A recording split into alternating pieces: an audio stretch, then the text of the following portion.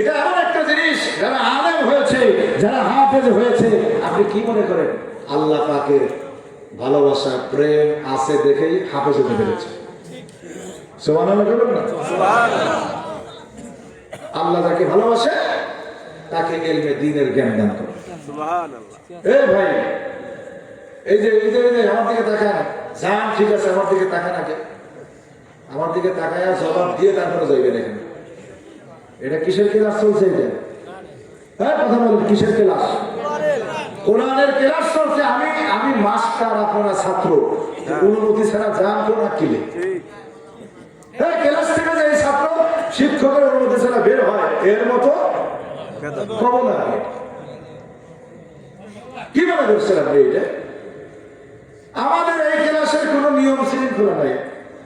ঢোকেন ইচ্ছা মতো, আর ভালো না লাগলে ইচ্ছা মতো আবার কি চলে যায়। আমি কি করে গান গাইছি এতক্ষণ পর্যন্ত?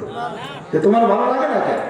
তোমার যদি ভালো লাগে, ওয়াইদা তুলিয়া আলাইহিম আয়াতুহু যাদাতুহুম ঈমানা, আল্লাহ পাক বলেন কোরআন শোনার পরে তোর ঈমান যদি বৃদ্ধি না হয়, ঈমানের দাবিতে তুই সত্যবাদী না, তোর কলিজায় ঘুম পোকা লাগছে, তোর ওয়াজ শুনে লাভ হবে। ঠিক হ্যাঁ, কথা বলেন না কেন?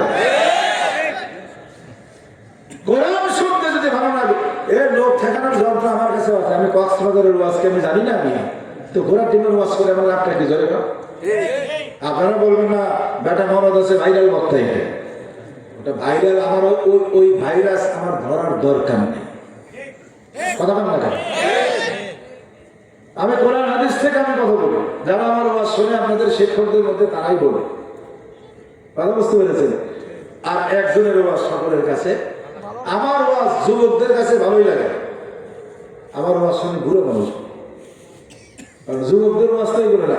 কলেজে কি হয়, থাকে টাকা বলেন, দেখবেন রস বলবে হ্যাঁ মর্দের মধ্যে ওয়াজ করে গেছে, কিন্তু কিছু এলেমের শিক্ষা শোনেন, কিছু এলেম কালাম জানেন, তারা কাজে লাগে। সম্মানিত উপস্থিতি, তাহলে আমার আপনার দায়িত্ব হলো সন্তানদেরকে জাহান্নামের আগুন থেকে বাঁচানো। এজন্য রাসূল বলেছেন ইলমে দ্বীনের জ্ঞান শিক্ষা দিতে হবে, তাছাড়া আপনি বাঁচাতে পারবেন না।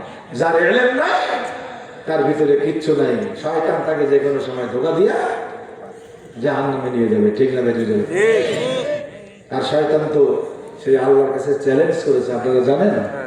শয়তান আল্লাহর কাছে চ্যালেঞ্জ করেছে, আমি চলে বলে কৌশলে যে কোনো উপায় হোক তোমার বান্দাকে জাহান্নামে নিয়ে যাব, যেদিন জান্নাত থেকে তাকে বের করে দেওয়া হবে। ঠিক না? ঠিক। তাহলে শয়তান কিন্তু 24 ঘন্টা পিন মারতেই আছে যে এই কাজ করিস না। ও আজ বসতে তোকে কি বলছে বেটা, 12টার বাজে ওঠ, ওঠ এখান থেকে, তাড়াতাড়ি বাড়িতে ঘুমাগা। শয়তান গুটাইতেছে, গুটাইতেছে। ঠিক না? ঠিক। তাহলে ভূতা যখন মারবে যে উঠি, ওই সময় যদি আউযুবিল্লাহ করেন, দেখবেন ও ন্যাং টাঙা দৌড় মারবে, যেন এখানে থাকা গেল না। ঠিক না? ঠিক। মনের মধ্যে যদি এরকম কিছু আসে, তাহলে আউযুবিল্লাহ করবেন, দেখেন শয়তান দৌড় মারবে। এই জন্য আপনি উঠতে পারেন। কোরআন শরীফের মধ্যে আছে, সূরা নূরের শেষ দিকে আল্লাহ বলছেন আপনার অসুবিধা হতে পারে, বৈঠক থেকে উঠে যাওয়ার জন্য অসুবিধা হতে পারে। এজন্য কি লাগবে? অনুমতি লাগবে। আল্লাহ পাক তার রাসূলকে বলছেন ওরা যদি অনুমতি চায়, আপনি যাকে ইচ্ছা অনুমতি দিবেন এবং তাদের মাগফিরাতের জন্য দোয়া করে দিবেন। আল্লাহু আকবার বলবেন। এই ওয়াজগুলো সমাজে মাহফিলগুলোতে হয় না, এজন্য ক্লাস থেকে উঠতে গেলে অনুমতি লাগবে। পেশাবে ধরলে 1 আঙ্গুল জ্বলবে, পায়খানা লাগলে 2 আঙ্গুল, আর বিড়ি সিগারেট যদি নেশা হয় 3 আঙ্গুল জ্বলাবেন, বুঝবে আপনার নেশায় ধরেছে। কথা ঠিক না? ঠিক করে। এই জন্য আপনার সময় কথা বলবো, খেয়াল করে।